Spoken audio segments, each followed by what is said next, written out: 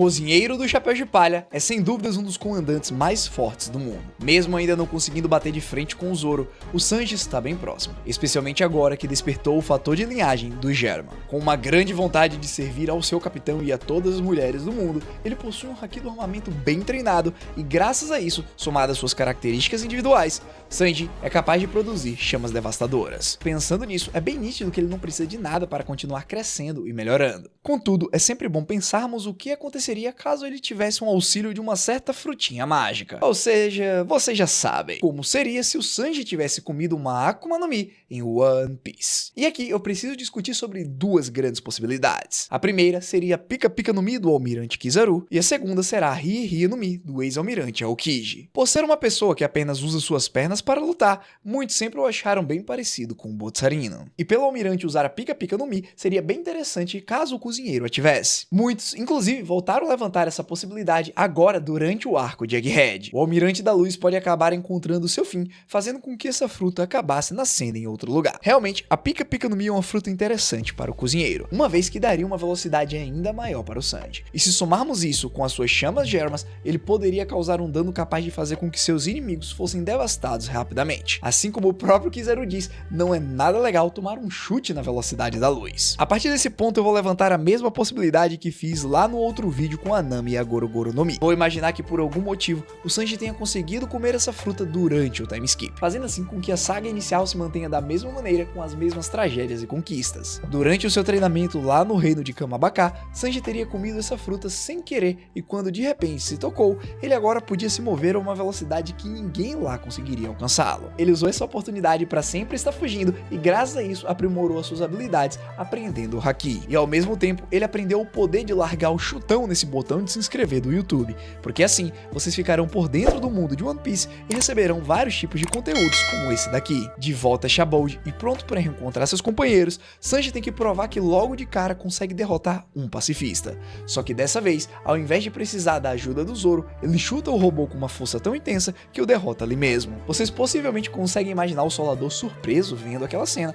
e o Sanji sorrindo dizendo que aquilo é algo que o marinho jamais faria. Antes de continuarmos, eu quero analisar um pouco a compatibilidade dessa fruta com as habilidades de um cozinheiro. Para conseguir alimentar o Luffy na velocidade ideal, é algo que apenas um cozinheiro com as skills do Sanji conseguiria. Então, ter um boost de velocidade seria útil nessa tripulação em específico. Indo para a Ilha dos Homens Peixes, o Sanji precisou enfrentar o Adatsumi. O cozinheiro conseguiu lidar com a situação sem muitos problemas, apesar do tamanho gigante do tritão. No final, o coitado ficou pegando fogo e imaginei até que iria virar refeição, mas ainda bem que as coisas não foram assim. Até porque o Adatsumi foi muito importante lá durante o arco de Whole Cake. Com a fruta da luz usando a habilidade Ama no Murakumo na sua perna, ele poderia apenas ferir o peixão e colocá-lo para dormir. Continuando, se tem um confronto que o nosso loirinho gado teria uma certa vantagem, com certeza seria lá em Punk Hazard contra o Vergo. Diante de um oponente que consegue revestir todo o seu corpo em Busoshoku, Sanji estava quebrando suas canelas no meio da trocação franca. Infelizmente nós não fomos capazes de ver o resultado dessa batalha, mas aqui, meus queridos,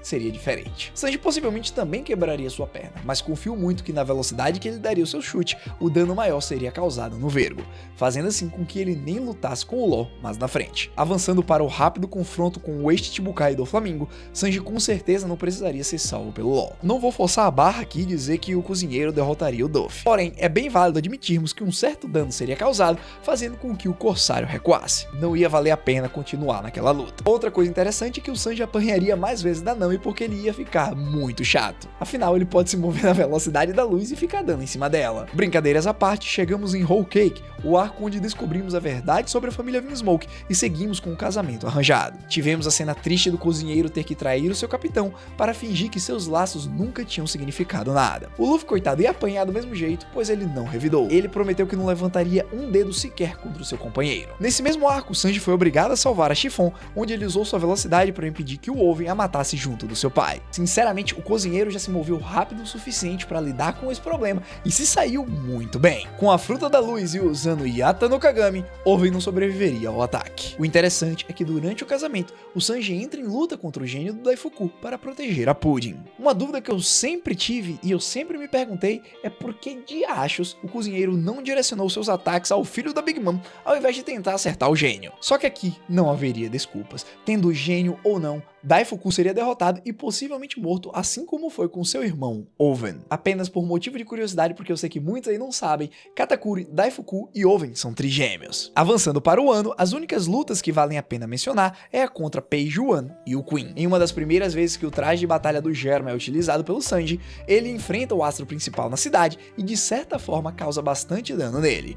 Mas, infelizmente, não foi o suficiente para derrotá-lo para sempre. Agora que eu parei para analisar o poder de invisibilidade do traje, eu tenho uma pergunta. Já que o cozinheiro tem a fruta da luz, teoricamente ele não consegue ficar invisível manipulando os fótons do lugar? De fato é possível, ou seja, o poder que ele sempre sonhou em ter poderia ter sido adquirido depois do time skip facilmente. Bom, isso não importa muito aqui. No meio dessa luta, Peijuan não seria capaz de se levantar por alguns meses. Sanji teria começado literalmente a extinção dos dinossauros. Depois de pisar em cima do traje de batalha, desejando sempre permanecer com sua humanidade, o cozinheiro aprende que ficou mais forte cientificamente. Graças a isso, ele consegue usar suas chamas azuis e em uma cena linda, ele derrota um dos braços direitos do Kaido. Imaginem agora uma explosão de luz misturado com essas chamas azuis. O Sanji se movimentando sem que o Queen o enxergasse e, por fim, acertando ele de maneira que ele saísse voando de Onigashima. Pra ser sincero, eu não vi muita diferença no estilo de luta nem no resultado das batalhas que o Sanji enfrentou pós-time skip. Ele teria um power-up, mas acredito que nada se compara a essa próxima fruta que vamos falar. Como já mencionei em outros vídeos, a Rie no Mi é uma das Akuma no Mis mais poderosas da obra. Embora eu particularmente ache que a fruta da luz ainda assim seria superior caso ela não fosse nerfada, pro Sanji, a do frio se encaixaria melhor. Primeiro que, como cozinheiro, ele poderia congelar seus alimentos, os preservando por mais tempo. Para poder pescar ingredientes, ele simplesmente pularia do navio e usaria uma espécie de Ice Age, fazendo assim com que ele pegasse milhares de peixes e tivesse carne à vontade. Por mais que o Sanji consiga voar com o Skywalk, nada melhor do que ter outro lugar para combater os seus inimigos. Sendo um pirata, o mar é esse lugar. Porém, ele comeu uma Akuma no Mi e não pode se molhar, ou seja, congelar o mar seria uma grande vantagem. E agora, por ele possuir chutes de fogo com propriedades de gelo,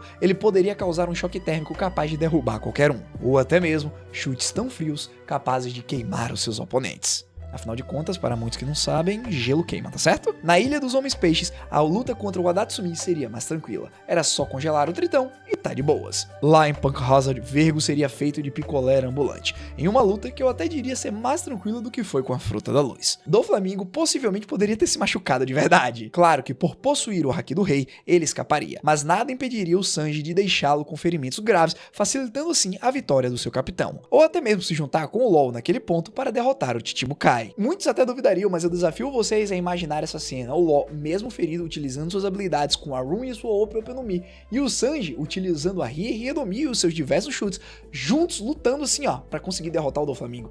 Com certeza seria uma batalha pelo menos digna, ou quem sabe os três sairiam desmaiados. O trauma do Sanji era grande, independente de qual fruta ele use. Nada impediria o arco de Whole Cake, onde foi necessário para a construção do personagem. Contudo, as lutas contra o Oven e o Daifuku, bem... Com certeza o calor da fruta do Oven não conseguiria parar o gelo do Sanji, e o gênio do Daifuku seria transformado em um iceberg e jogado de volta contra o filho da Big Mom. Inclusive, durante o caos do casamento, Sanji poderia se aproveitar da situação para congelar todo o espaço, enquanto a Yonkou estava fora de si por ter visto o retrato da Madre Carmel quebrado. Durante a fuga, ele poderia usar as suas habilidades para congelar o mar e os navios da Imperatriz, facilitando assim a vida de todos ali. Em um ano, mais uma vez, o Peijuan eu só vou mencionar de sacanagem. A fruta da luz era melhor contra ele, mas nada que um chute de gelo não resolva nesse dinossaurinho. E contra o Queen, meus amigos, o choque térmico ia ser algo pesado. Possivelmente ele só sobreviveria ao ataque do Sanji, pois ele é um ciborgue. Depois de libertar as chamas azuis em uma perna, ficar diminuindo a temperatura infinitamente na outra e juntando esses dois ataques para acertá-lo,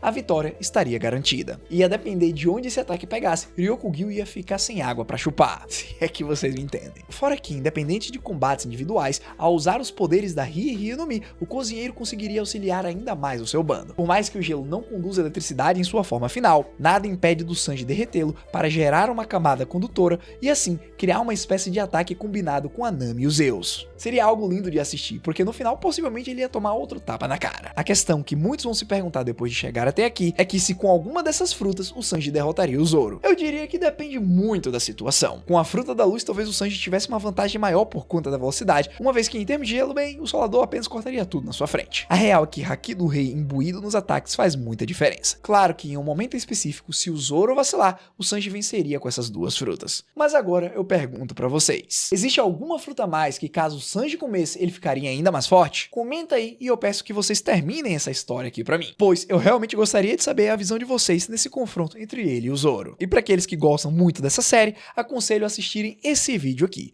porque o Solador com a Yoro está a um nível jamais visto antes. No mais, eu agradeço a todos que chegaram até aqui, muito obrigado por assistir esse vídeo, não esquece de se inscrever no canal e deixar um like. Foi um prazer apresentar pra vocês, até a próxima e eu fui!